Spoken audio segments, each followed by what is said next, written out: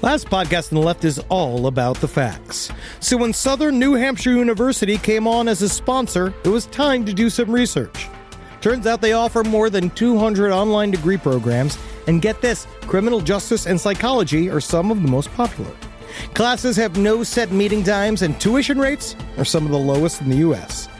Want to learn even more about SNHU? Visit snhu.edu/last.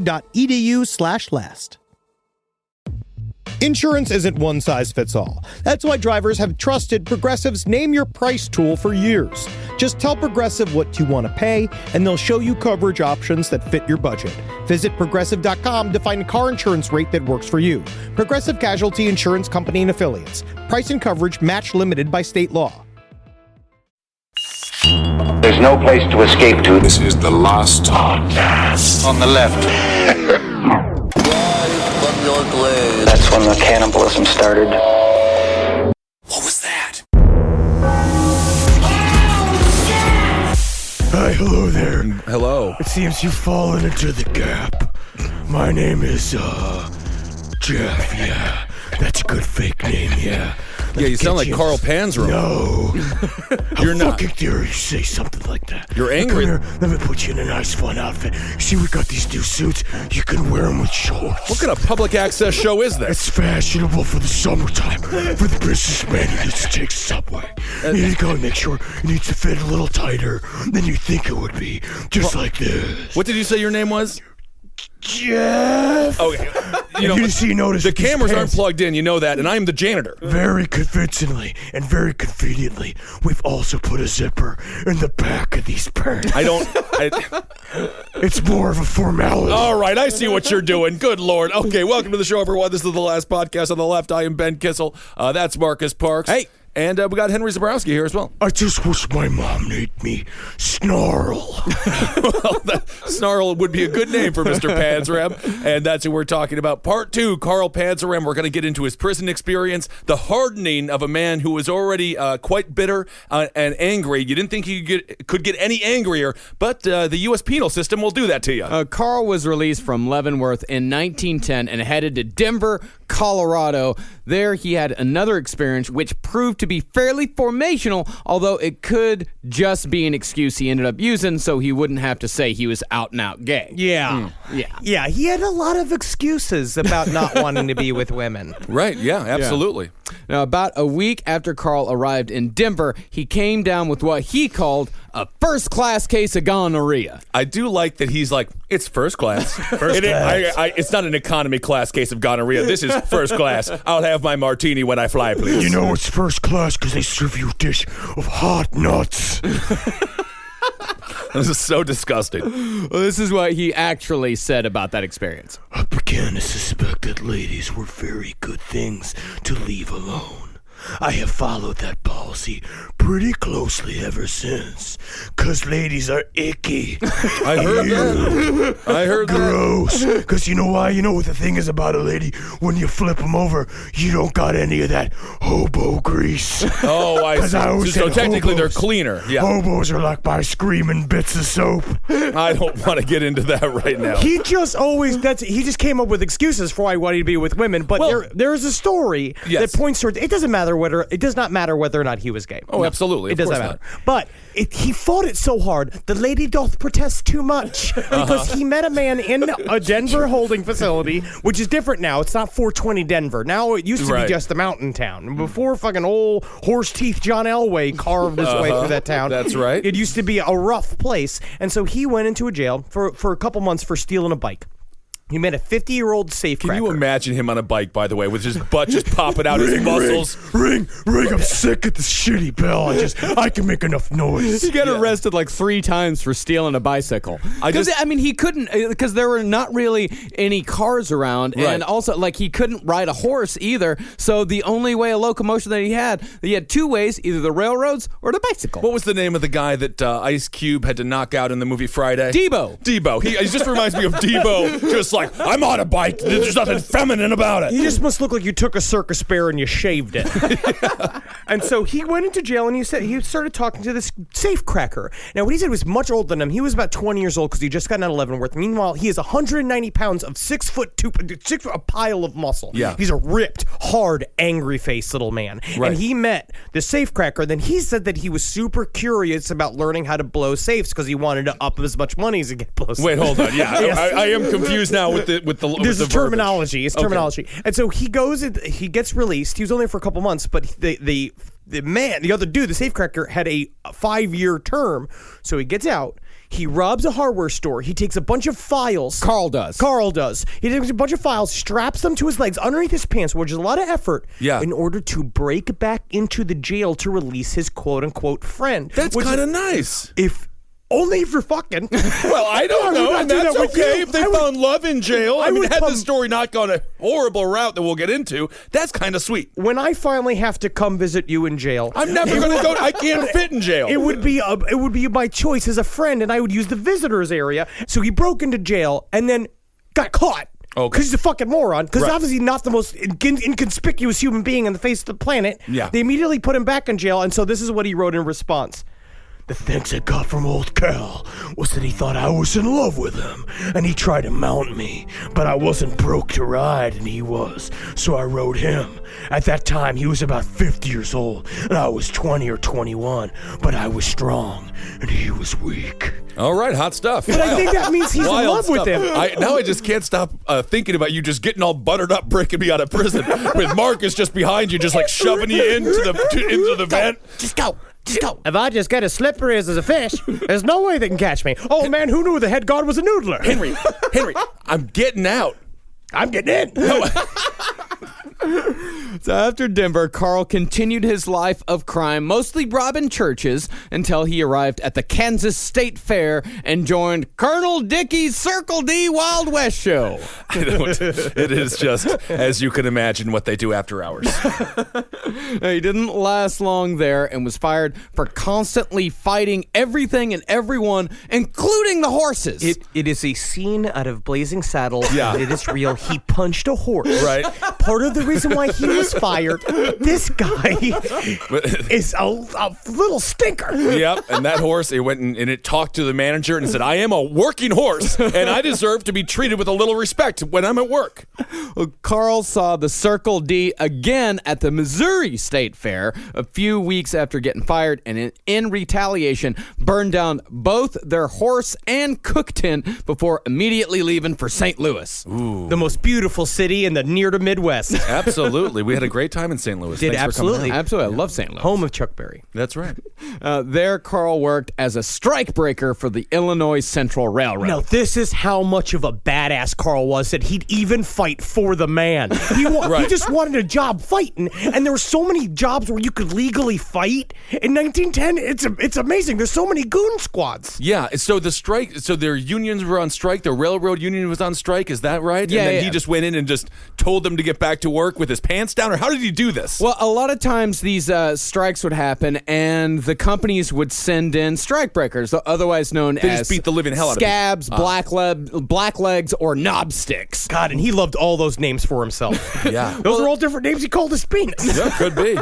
Well, scabs were just guys that went in and worked in place of the union workers. Right. Of course, they were some of the most reviled people in America at the time, but there were other strikebreakers like Carl Panzram who would just go in and beat the guys into submission. They would just beat them until they went back to work, and that was Carl's forte. That's how much of a dickhead he was. He just went ahead and added working for the man to his list of crimes. He found a job that was applicable to his skill set, and he filled it. I guess that is the American dream, isn't it? It Ben? is. Think about if LinkedIn was around. Oh my gosh. And not responding to his ad me Carl request. Panzram would like to add you to LinkedIn. No. Carl then made his way down to Jacksonville, Texas, and on the way picked up 2 pistols, a little robbery money from a church or two, and, in his words, a curly-haired, blue-eyed, rosy-cheeked fat boy. Now, he was a yeg, which was his person. Technically, if you gave him a label, and I don't necessarily believe in labels, but at the same time, labels help us to identify. He was a yeg, and so he had a boy captain. Now, this is, again, we talked about this last time. I just can't stop thinking about Life of Louis,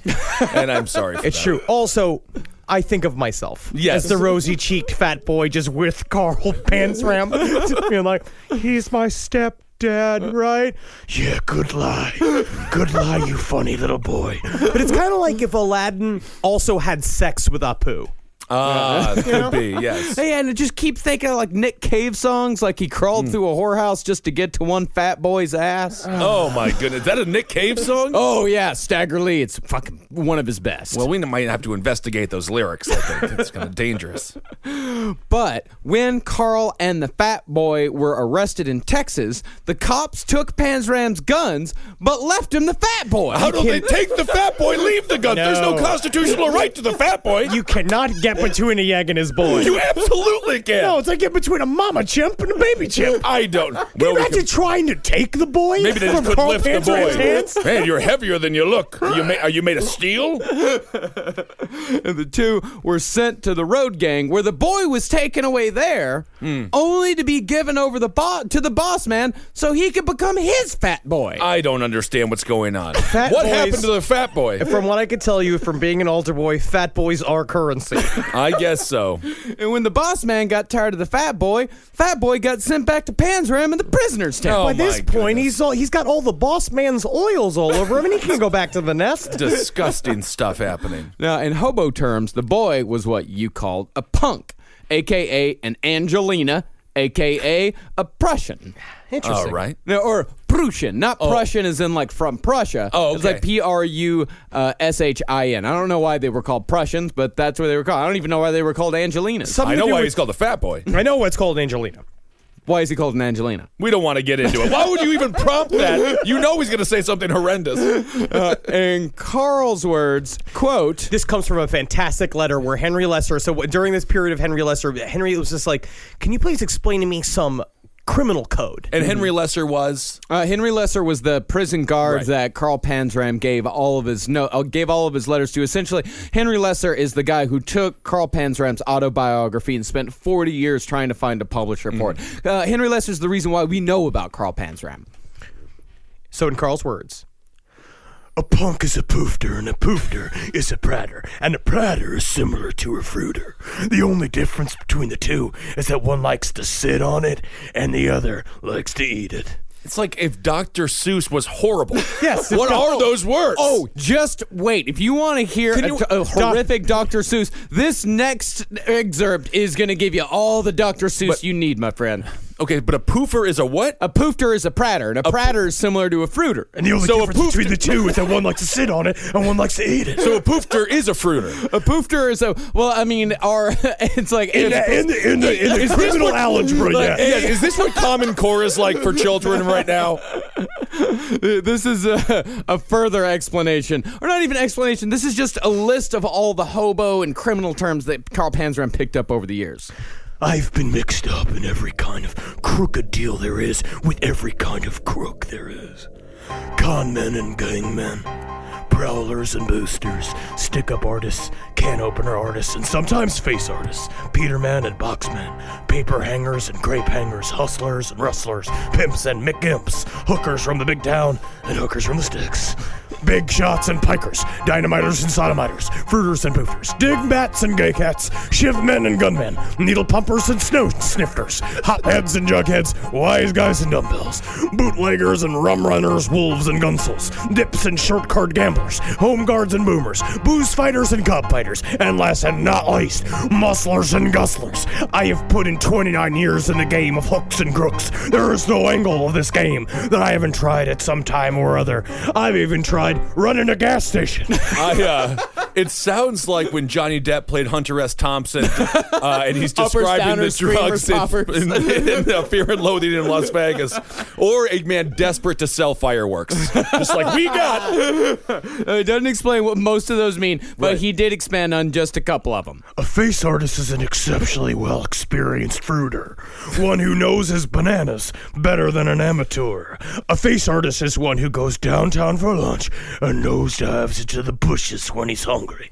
I'm being subtle. I'm talking about cock. Oh, I see. I was actually confused. I mean, there is something very literary about the way that he writes. He's an incredible writer. He's a fantastic writer. I mean, the quote on the cover of Panzram, A Journal of Murder, is from Norman Mailer. I mean, this guy is actually well respected as a writer. Very bizarre. Yeah, there's something very Bukowski about hearing the way that he describes his horribly difficult and strange life. Oh, yeah, Bukowski, Hemingway, there's all kinds of different writers mixed up in here. Yeah, he wears his influences on his sleeve. That's it. I mean, it's possible that Hemingway stole his whole act from Panzram. You think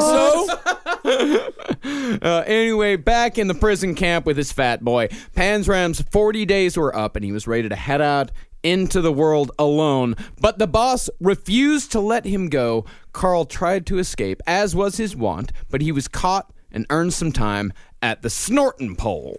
Ooh, what the heck? Now, I have had some fun nights. Yes. It definitely sounds like a Paris Hilton activity. Yes, it's the snorting pole. What do you guys do there? A bunch of cocaine. The snorting pole was a fairly common form of punishment in the Southern penal system in the early 20th century. How it worked was a rope was run through an eye hook affixed to the top of a 12-foot pole. And the rope would be attached to a pair of handcuffs snapped around the wrists of the prisoner. And the prisoner would then be pulled upward by the wrists above his head until his toes were barely touching the ground. He would then be stripped naked and whipped with what was called a red heifer, which was an 8-foot-long snake whip. Particularly, they used black snake whips, which meant that they had a load of lead at the bottom that could be used as a blackjack in a pinch. You know, it is just picturing this extremely muscular man in that position. I'm fairly certain that my older brothers had similar articles that they would read as children. But they gave their consent. Oh, absolutely. There's no things about it. If this was consensual, this would be the meatpacking industry. Like any point of the evening in New York City. If he could say a safe word and they're like, okay, everything's fine now, go have some sandwiches, it would have been fine. It does seem, in the very bottom of it, a little like homoerotic in terms of big burly railmen with their shirts open and him all cut up and like covered in tattoos, just going like, yeah, whip me till I'm gay. You know, be like excited. We don't have to whip you at all then.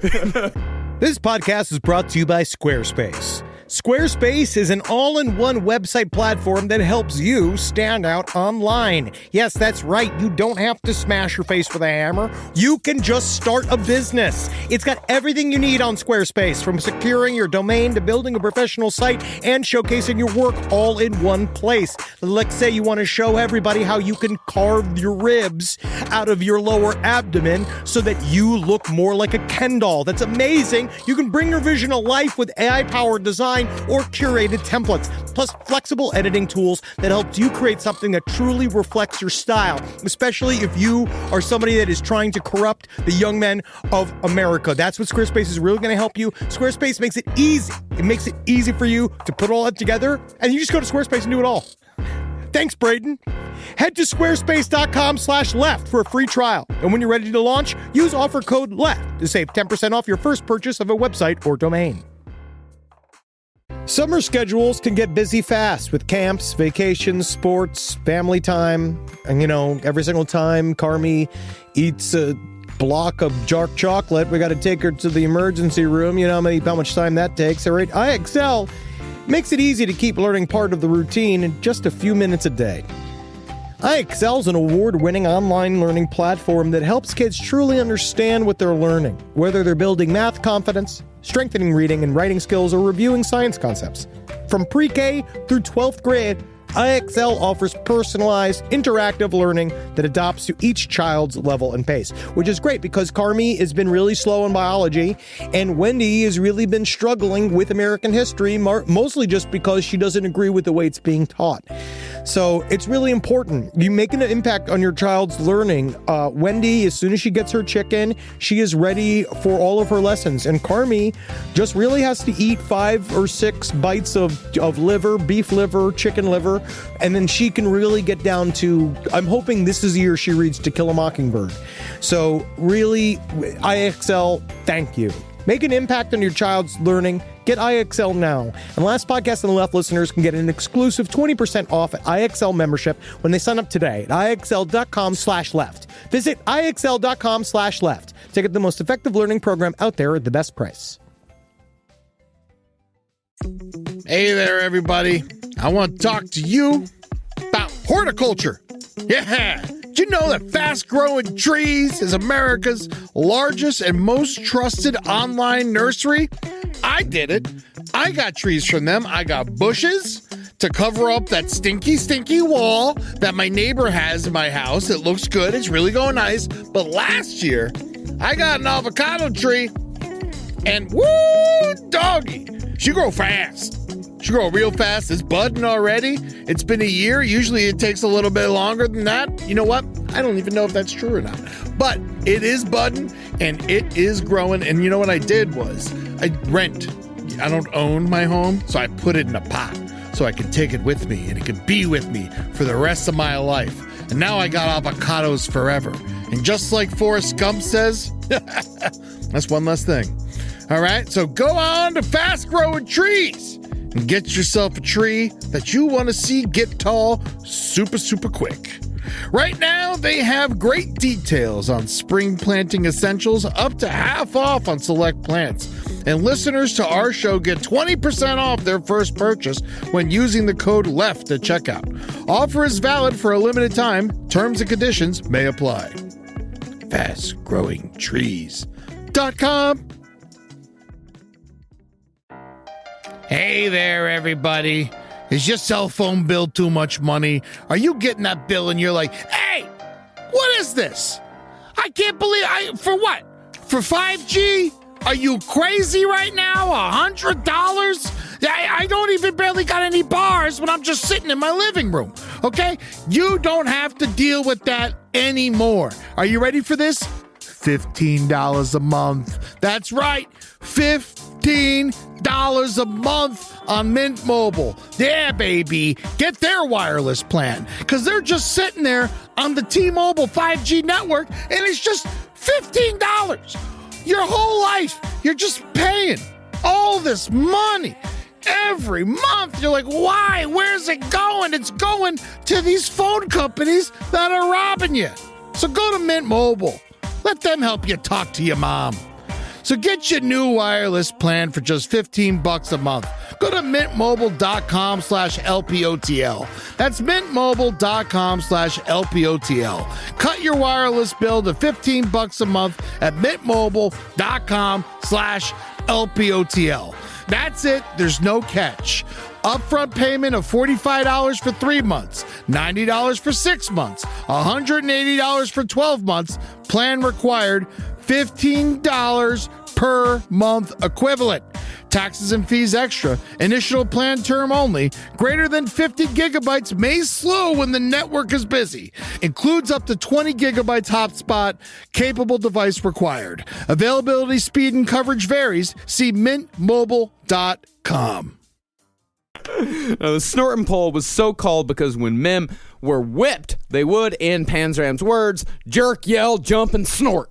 And about the experience, Carl said, When a man is let down after being whipped, he has blood on his back and murder in his heart.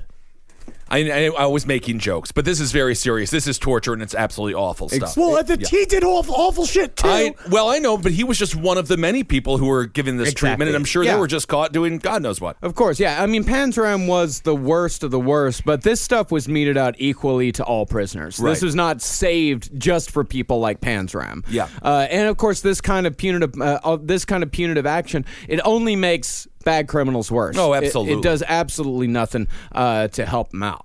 But Carl saying that he had murder in his heart, he would not act on that just yet. After being released, Carl set back out on simple mayhem. He would rob chicken coops and burn them down, or set fire to prairie grass or the woods or anything that would burn. Because for a while, that was how Panzram, that's how he got out his frustration. That's how he got out his anger. He just burned shit down until finally one day that wasn't enough anymore. Well, now I remember, what was it, Otis Toole and Otis Toole. Otis Toole and the other fella there. Henry Lee Lucas. Henry Lee Lucas. They would always rob chicken coops. What did they get from it?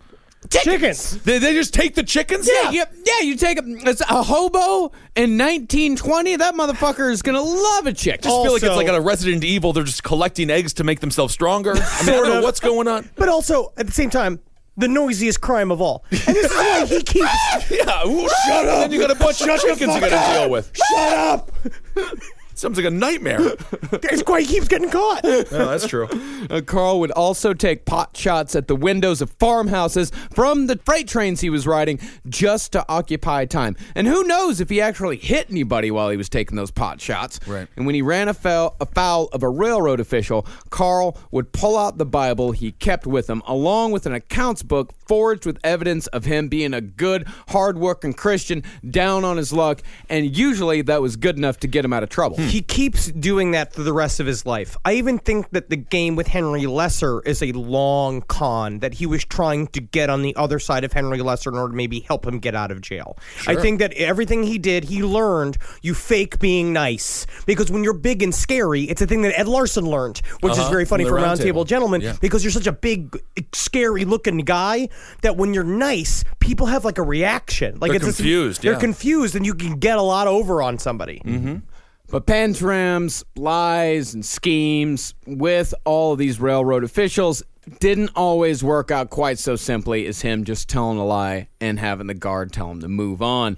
One night, Carl was riding in a coal car with two other hobos. They were found by a railroad brakeman being the guy who would apply the brakes to individual cars on the trains when need be, meaning this guy would walk from train to train to train. Usually the brakeman was the guy that discovered hobos riding the rail. They call him a squeaker, they call him a pumper, they call him a driver, they call him a stinker. And they also call him soon-to-be victim. Yeah. This seems like a very dangerous job. Extremely dangerous job. And when the brakeman started hassling the three hobos, asking them who they were, what they were doing, Carl pulled a gun, pointed it at the brakeman, and said, I'm the fellow that goes around the world doing people good.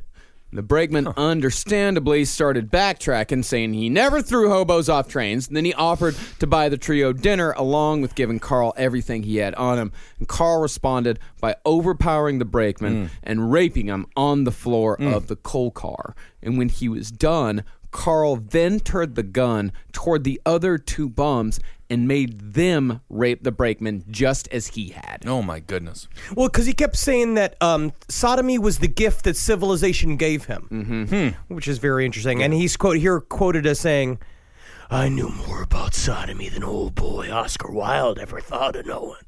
I would start off the morning with sodomy, work as hard at it as I could a day, and sometimes half of the night.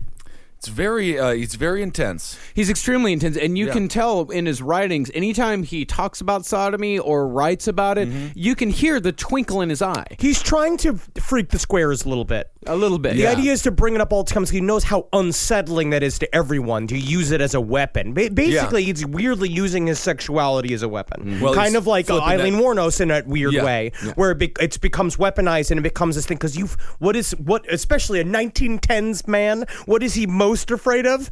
Getting poopy food in a fucking boxcar. Some things never change. You know, there are some things that last I would put eternal. that in my top 5 fears. Just feel that way. Yes, absolutely. But of course, as a person who was sexually abused as a child, I mean, so many times we see it today and just throughout human history, they just repeat the crimes over and over again, and they do it to, I guess, take the power back of them being such a horrible, being victimized. Oh, absolutely, and especially in Panzram's case. I mean, I guarantee you that every time he was doing something like this, he had the 4 hobos that gang wrecked him when he was 14 in his mind the entire time. God. Right.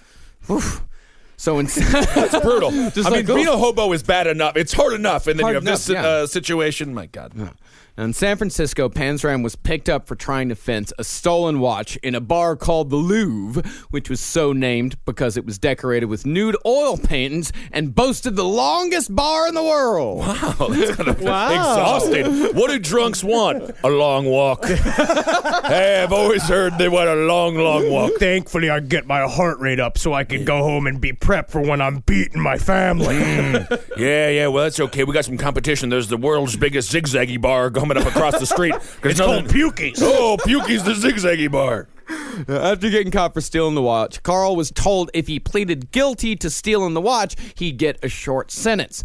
But instead of getting a short sentence, he was given 7 years in the Oregon State Penitentiary, known to be, at the time, one of the worst prisons in America, which was saying a lot. Yes, and the Oregon State Penitentiary, because of this, essentially, he now viewed himself as he trusted somebody, and they reneged on their word. The prosecutor. So the prosecutor reneged on his word, and this is going to be sort of like his Professor Xavier school for of special children of criminality. Once he gets to Oregon State Penitentiary, this is going to kick it up a notch. He would be sort of a Wolverine type, I suppose, or maybe a Beast type as well. Actually, someone did compare him to Logan on Twitter. Yeah. All right. Well, it must have been a really nice watch anyway. 7 years for stealing a watch. That's a bit stiff, I think. But so the administrator of Oregon State was a man by the name of Minto, who ran the prison as what could be considered a model of the for-profit prisons that operate in America to this day. This whole chapter of his life reminds me of Ernest Goes to Jail. How exactly? Does he have a electricity twin? powers at the end? He wished. Well, yes, he definitely wished, and we will get into some electrocution here. Minto cut the pay of working inmates from $1 a day down to $0.25 to save money, and then he funneled cash that once went to the families of prisoners into what he called an institution betterment fund, which was used to buy machinery that earned the state even more profits, of which Minto more than likely took a cut. And shit like this is still happening today. And in fact, now it's going up to the highest levels of power. Yeah, we're going to talk about it on Able Against Top Hat. Geo Group and Core Civic, they own the majority of the private prisons, the 12% of the private prisons who house the majority of illegal immigrants. Arrests for illegal immigrants are up, or undocumented workers are up, and deportations are down. So they're keeping them in there. Exactly. And we're going to talk about more on Top Hat. This is modern-day slavery, and it's been happening, as we'll talk about, in this country ever since the beginning. Absolutely, yeah. These private prisons. I mean, this when Minto was doing it, all this was going back into the state, and corrupt officials could skim off the top. And now it's going to shareholders because these private prisons, they actually manufacture stuff. A lot of times in private prisons, sometimes they'll have prisoners actually manufacturing riot gear for police officers. There was a prison in South Carolina that had a contract with Victoria's Secret. So Victoria's Secret literally, how horny would you, those prisoners be? I have no idea. They must have been pretty upset. Carl Panzram just putting on a negligee, just being like, "Don't you fucking look at me! Don't you look at me!" I don't know if they're allowed to try on the bras before they ship them out. But what a strange Valentine's Day gift that is. Made by prisoners, honey. Here you go. And in Oregon State, Minto, his staff was just as heartless as he was. His main guy was Jim Vinegar Cooper, known in the prison as the Man of Flogs. Ooh. Gee, it's like it's medieval. It is medieval. Yeah, absolutely. Because even Panzram said that, is that one time he went to Spain. Afterwards, we're going to find he took a big European tour. In the third episode, we'll get to his European tour. And he explained that when he went to go see all of the museums celebrating the Inquisition, like doing all this shit, and he was just like, it was the same shit that he got in this jail. This guy is crazy. Vinegar Cooper, he would wear gloves, and he loved roses. Yeah. And religious hymns, like he would just listen to religious hymns as he whipped you and laughed. Yeah, he'd sing them to himself. Yeah, and he would break prisoners by lashing them with a cat o' nine tails. So it's a guy named Vinegar lashing you with a cat o' nine tails in a room full of roses while he's singing, "Oh, lovely thou art my God." Sounds like a Madonna video. It might be a Madonna video. And now I'm hungry for salt and vinegar chips, which we get in the green room on all the live shows. And we thank all of our venues for providing us with those salt and vinegar chips. But the cat o' nine tails, that wasn't even close to the worst torture used at Oregon State. That honor fell to the hummingbird. The hummingbird was a steel bathtub filled with 4 to 5 inches of ice-cold water. The prisoner would be chained hand and foot and lied inside. The torturer would take a sponge, much like the one used in the electric chair, to direct the current and connect that sponge to an electric battery using wires. Now, to be fair, this is what Bill Belichick did to make Tom Brady so good. I mean, it's about discipline. It is about discipline. Now, the torturer, wearing rubber gloves and a rubber slicker to prevent himself from getting electrocuted, will begin by rubbing the soles of the feet with the electrified sponge, moving up the body slowly. And Panzram said the sensation felt like millions of red-hot needles sticking into the skin. Now, the reason why they use that wet sponge, and it's also the reason why they used to use the wet sponge when they would put guys in the chair, because that wet sponge directs the current. It puts it all into one place. If they didn't use the wet sponge in the electric chair, that puts the electricity all over the person's body. And it'd kill you. It cooks them. It cooks them much slower. Remember Green Mile? Yeah, when they didn't put the sponge into the water with the guy that loved the mouse so much. Yeah, John Coffey. It's like the drink, but it's not spelled the same.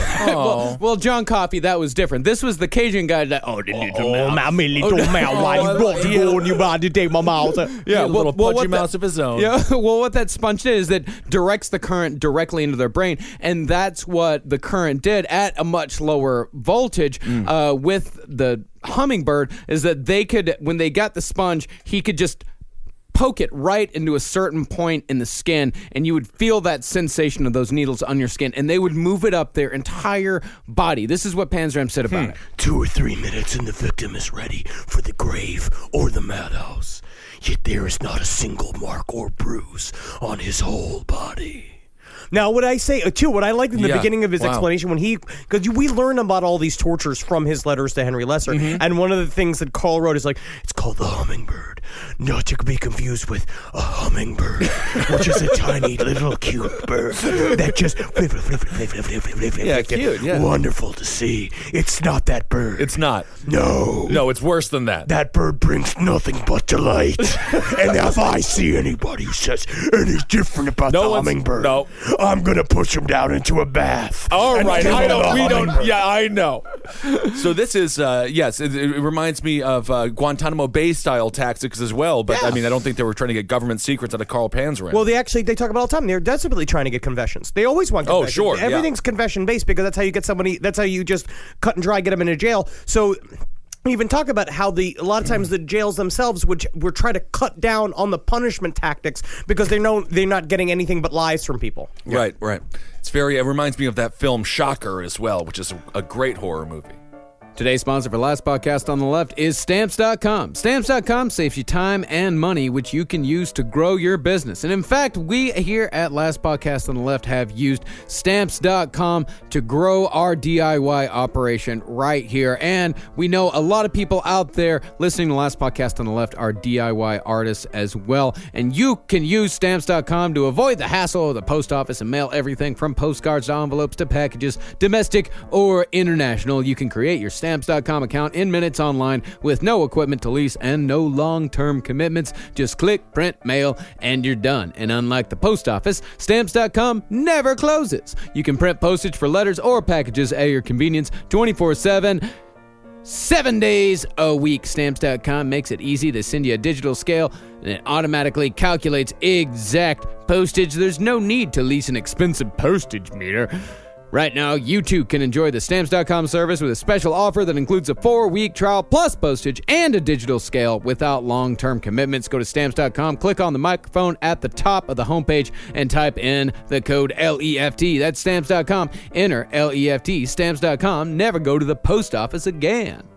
Now, Oregon State, like most overly punitive prisons, was already a powder keg waiting to go off by the time Panzram showed up. And Panzram's constant escape attempts did nothing to ease the tensions either. This man was a one-man riot. Yeah. What he did when he first went into this jail, because he knew basically he saw what happened. What he realized, Carl Panzram has realized every time he goes into jail, is that you have to be really fucking aggressive as soon as you walk in to let everybody know who you are and what you do. And I think it was a self-defense tactic. I think that he knew that if I show up and everybody thinks I'm the scariest dude in the room, there's going to be less and less people who fuck with me. And he started really adopting it here. Doesn't hurt that he is by far the scariest person in the room. Yes. That helps play into that narrative. Well, I think with Panzram, it wasn't about making the prisoners scared of him. It was about making the guards scared of him. Because the prisoners look at Carl Panzram, they're like, oh, don't fuck with that guy, just immediately. But the guards, he feels like he needs to show the guards who's boss right off. So one of the first riots he did is that he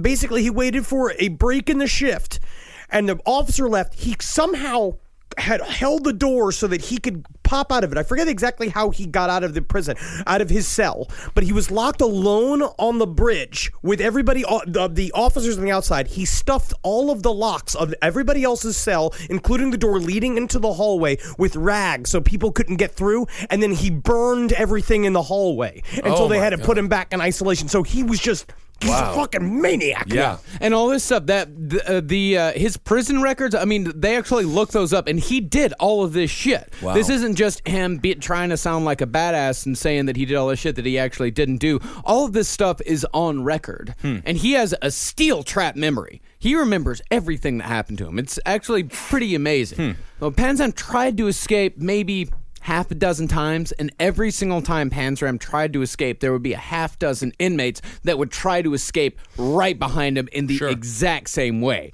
And even though the attempts weren't successful, Panzram wrote, If I couldn't escape, I would help everybody else that I could.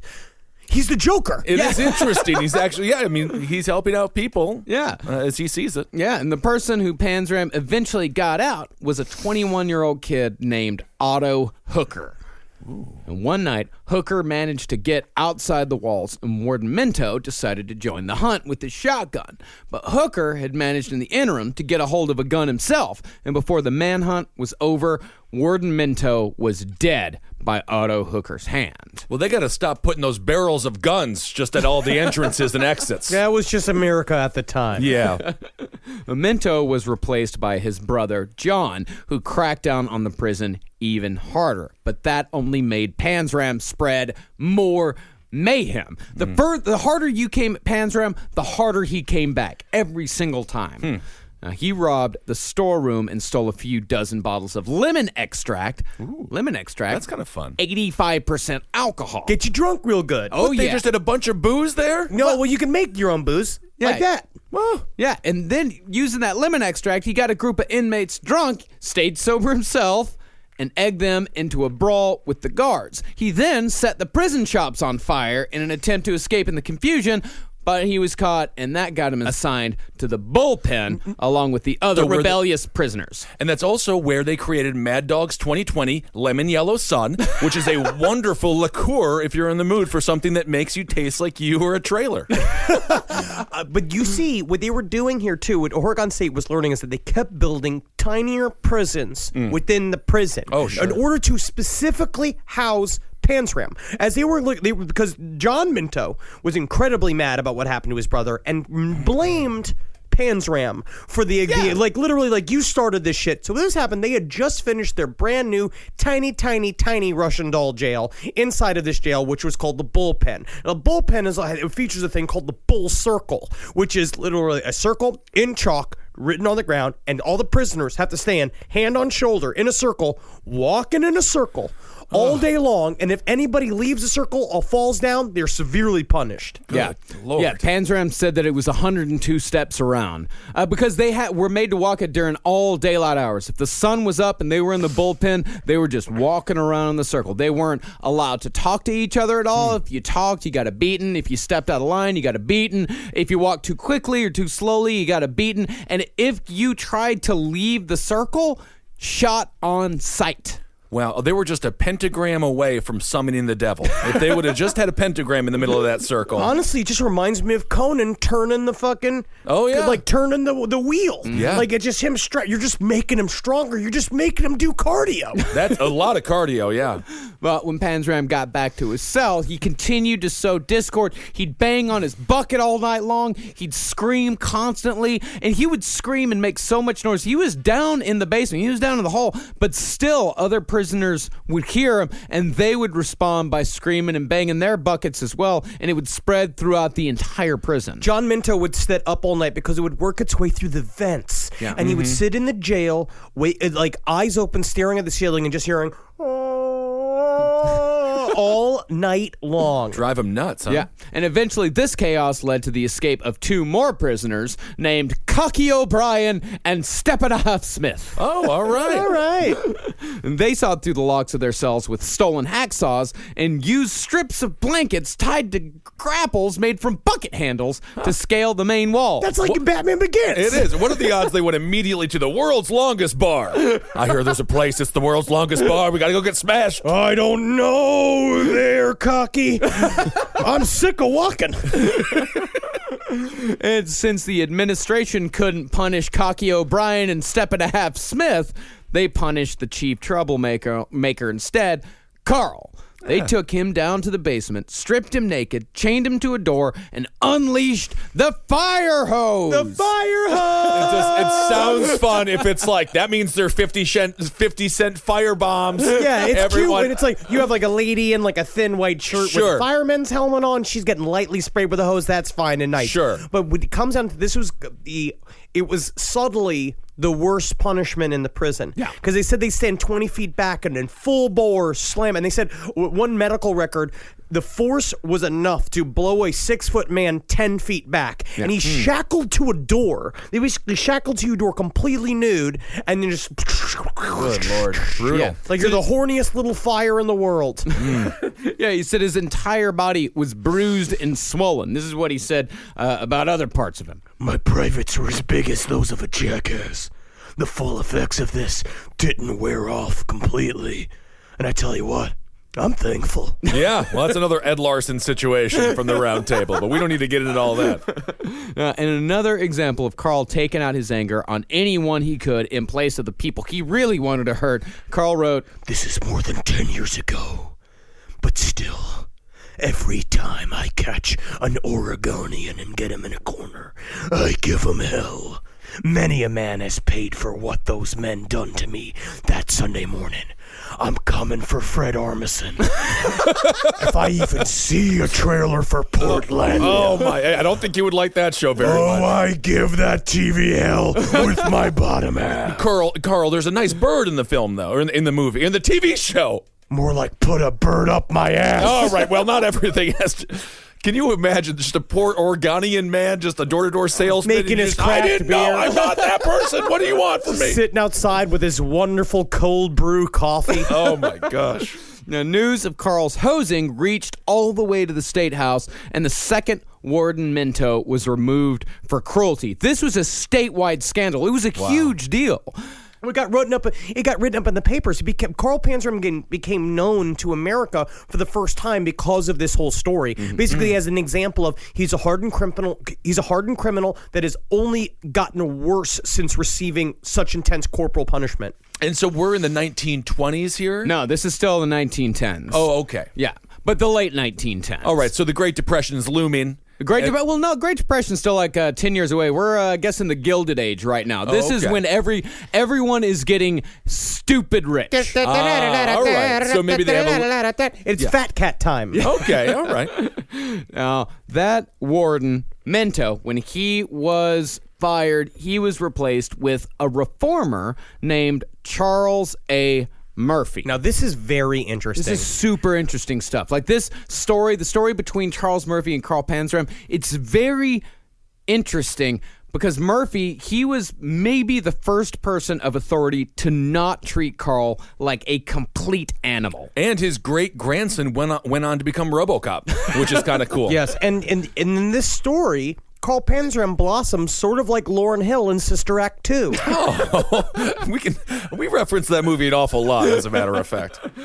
Pretty much any movie with nuns. Yeah, Sister Act, Nuns on the Run. Pretty much be anyone pretending to be a nun. We love. I like fake nuns. I hate real nuns. That's my problem with watching The Keepers. I just don't care about a dead nun. No, you have to care. She's a human being. Cessnick. And I watched episode 1 of The Keepers. I'm excited to finish the series. Murphy began his reign at Oregon State by abolishing the hole, the bullpen, and all the torture, and he made potato peeling the worst punishment an inmate could receive, which earned him the nickname Spud Murphy. Very fun. I love Spud Murphy. Yeah. Murphy also upped the quality of the food, fixed the phone lines, and made more jobs available to prisoners. And after these reforms were put into place, tensions eased and disciplinary reports plummeted. I thought it was really interesting about the food that I didn't know before is that they basically served only carbs. Before, they would serve either rice or potatoes because when people came to inspect the prisons, they wanted them to look plump. Yeah. Right? So they would literally fatten them up with carbs, but they didn't get any nutrition, so there would be so many... There was many prisoners that would die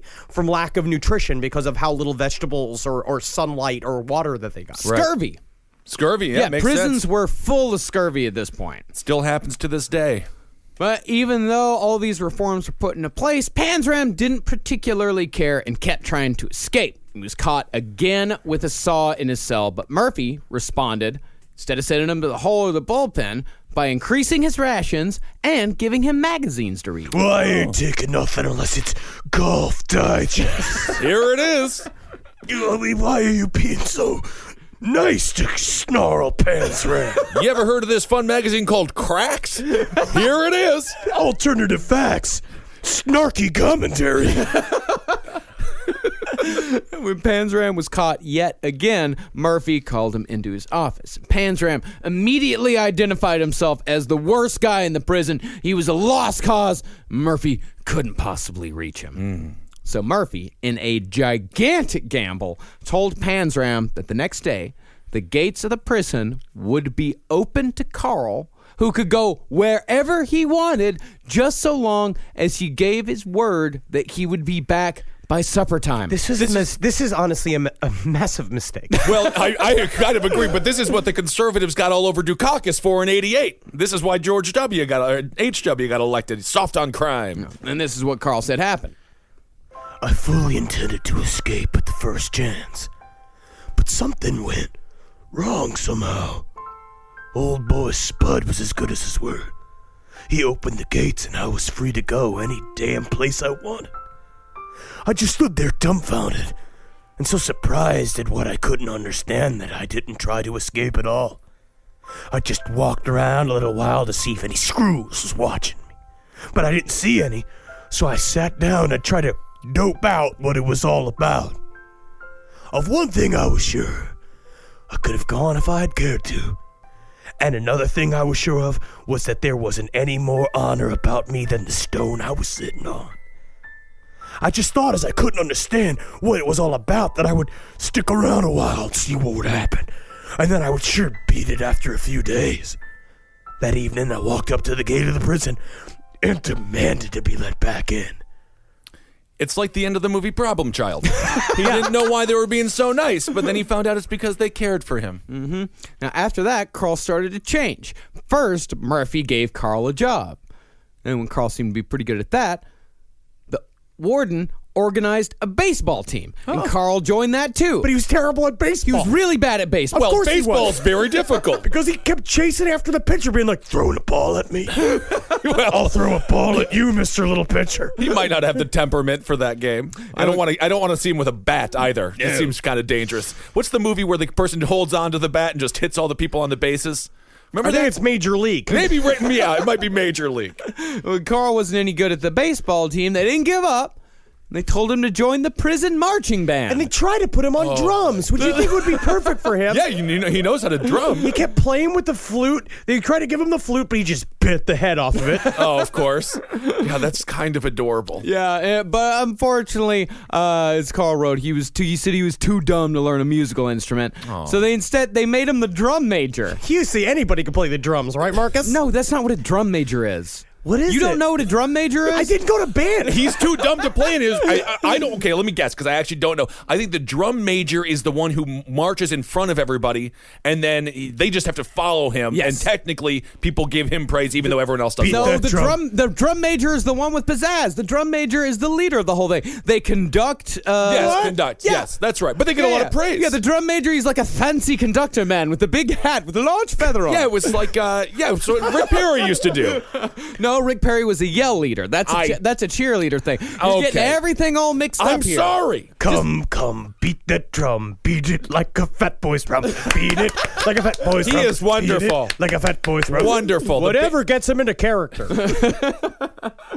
When he couldn't handle the drum major job either, you just go and watch a YouTube video of a drum major. I know what a drum imagine major is. Carl Henry, go watch a video of a drum major and imagine Carl Panzram do it and enjoy yourself. Yeah. When he wasn't able to do that, they made him carry the prison flag, and Carl said that he could do that just fine. That's great. That's a fun job because you get to wave the flag like your hacksaw Jim Duggan. Just him confused, staring at people, smiling at him, wondering who he needs to grab at first.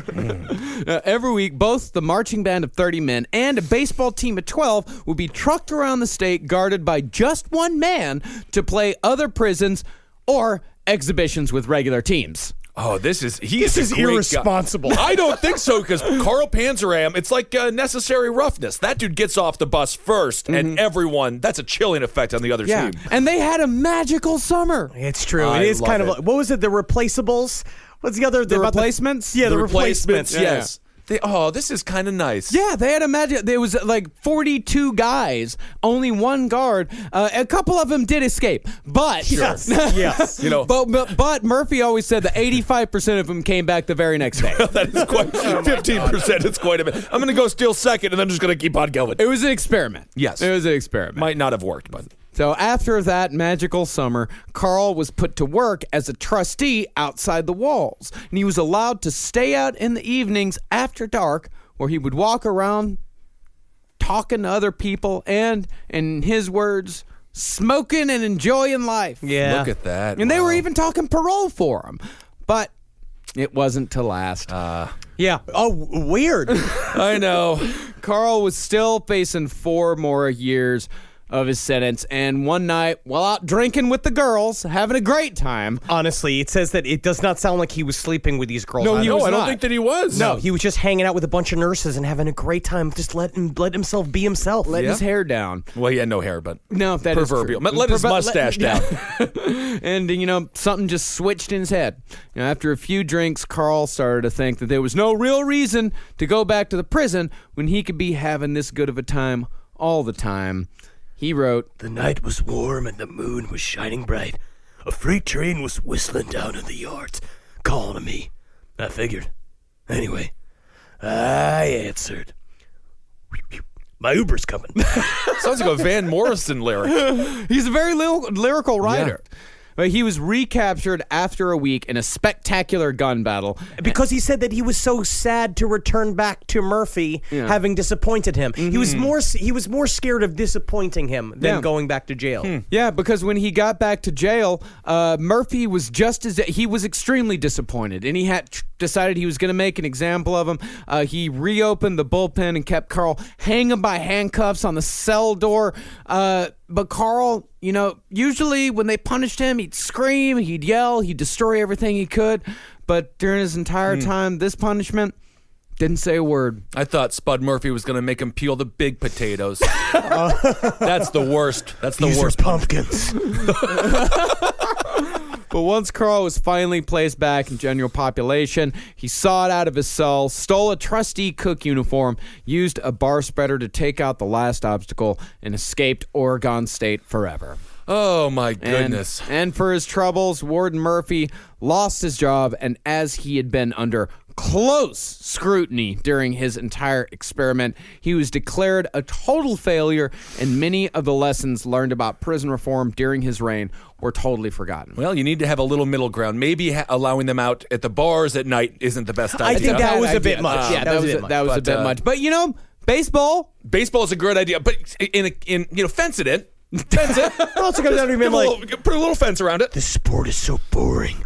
It's more exciting in jail when I get to be really close with the men. Yeah. They're all They should've spread been- out on all these bases. Honestly, amateur wrestling probably would have done good, although Carl, I'm not no, sure if he could. Well, no, that might have been too no. much. Yeah, that's a good point. He might have just been the defunct champion because no one wanted to wrestle him. So in the summer of 1920, Panzram showed up in New Haven, Connecticut to settle a score with his old nemesis, President William Howard Taft. Ooh. Taft, about 7 years out of office at this point. I hate it when a fat boy is allowed to grow up to be a fat president. The fattest of all. So Carl broke into the house of an ex-president Wow. and stole $40,000 in jewelry and bonds, plus a .45 Colt automatic.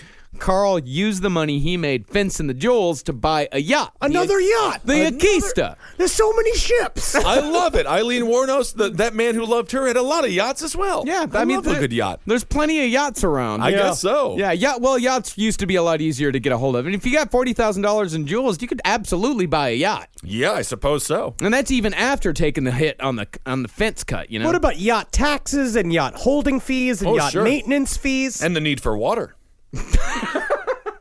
It is tough to find. After Carl bought the Akista, he would finally add mass murder to his already long list of crimes. And the yacht is what did it. yeah, Oh, the my yacht was what goodness. finally gave him the platform, what finally gave him the site in order to commit the murders that presumably he'd wanted to commit all along. Boats are bad news. Yeah, absolutely. What's the name? What's the, was it Natalie Wood? No, what's the name of the wood? Jack No, Nicholson. it's Natalie Wood. Yeah, that Natalie got killed Wood. on the boat. And Yes. what is it? Christopher What's Walken tap was there? danced her off the fucking edge of it. Perhaps. Talented guy. Carl made his way to New York City in his yacht and docked off City Island in the Bronx. He would make his way all the way down to the bottom tip of Manhattan at 25 South Street and find sailors who seemed to have a bit of cash and promised him big pay and easy work up on his yacht. And when the sailor would inevitably say yes, Carl would have them bring all their possessions up to the Bronx. And this was a pretty smart move on Carl's part. Get all of your money. Yeah. What size shoes are you? Do you have bigger shoes than this? I do. Do you have bigger shirts? I do. Bring those too. Bring 'em. Bring 'em. everything Every that you last got. penny, you Also, say. hey, one thing. Do you have your butt? I do. Yeah, bring that too. Yeah, I'll bring- I yeah, we're can't- gonna need it. I've been trying to lose it. I Well, can't I'm lose gonna it. need it. You're not gonna need it. I'm gonna need it. So. Okay. Well, the genius part of that was that Carl was close enough for the trip, but he was far enough away where the sailors couldn't leave anything behind. I mean, the tip of Manhattan all the way up to the Bronx. I mean, that's 10 miles or maybe like 3 or 4 miles. I say by Something like that. schooner, it's 3 miles. If you go depends how many knots you're going. As the crow It flies. depends if the jib is wired or if the scoot is full. That's right. That's correct. There, Carl would get them as drunk as he could, as soon as he could, what we call pulling a Dahmer. Ah, yes. I didn't know that we called it that, but We do now. We'll do it now. What I call pulling I think a Dahmer? you're I going would to just call it say, pulling a Dahmer. honestly, if there was like an a la carte way to be murdered and you ordered the Dahmer, Yeah, it would be this. that would be it. It would be Yeah. this. And sometimes he would sodomize him, but sometimes he'd just let him go to sleep. And while they were asleep, Carl would use the very gun he stole from President William Howard Taft to end the sailor's life with a single shot to the head. He would then tie a rock around their dead body, take it about a mile out into the sea in his rowboat, and drop the victim overboard. It's about the implications. It is.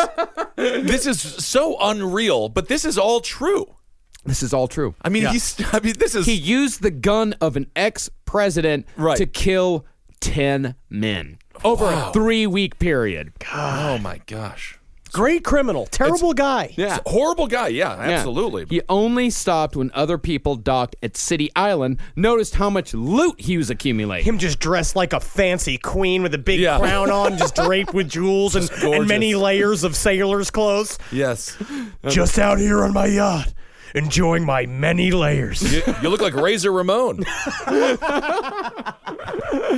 The next 2 sailors he hired were kept alive, and the 3 of them started traveling down the East Coast, robbing yachts together. But they only got as far as Atlantic City before they got caught in a squall and were run aground.